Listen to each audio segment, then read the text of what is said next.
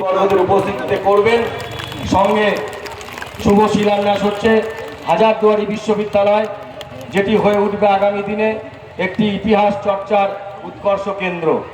মুর্শিদাবাদে এবার নতুন ইউনিভার্সিটি, নতুন বিশ্ববিদ্যালয়ের শিলান্যাস হয়ে গেল মুর্শিদাবাদে।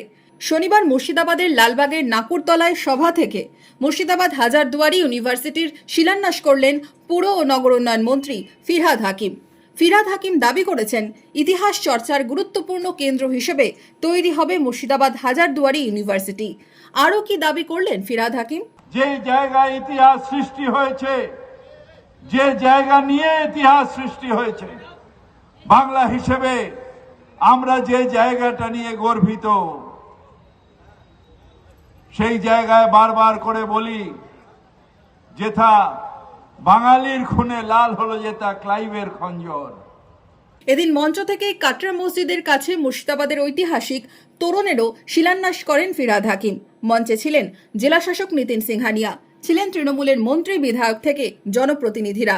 তোরণ থেকে বিশ্ববিদ্যালয় নিয়ে কি দাবি করলেন ফিরহাদ হাকিম? ইতিহাস কাটরা মসজিদ, মুর্শিদ আলী খান সাহেবের সেই মসজিদ, যে মসজিদ সম্প্রীতির বার্তা দিয়ে এসেছিল, সেইখানে দাঁড়িয়ে তার মুর্শিদাবাদের এই যে একটা বড় ইতিহাস, তার জন্য টুরিস্ট অ্যাট্রাকশনের জন্য গেট হয়েছে। তাতেও আমাদের মুখ্যমন্ত্রী 1 কোটি টাকা দিয়েছে, শিগগিরই সেই গেট নির্মাণ শুরু হবে। ইউনিভার্সিটির পাঁচিল দেওয়া শুরু হয়েছে, ইনশাআল্লাহ খুব তাড়াতাড়ি ইউনিভার্সিটি হবে।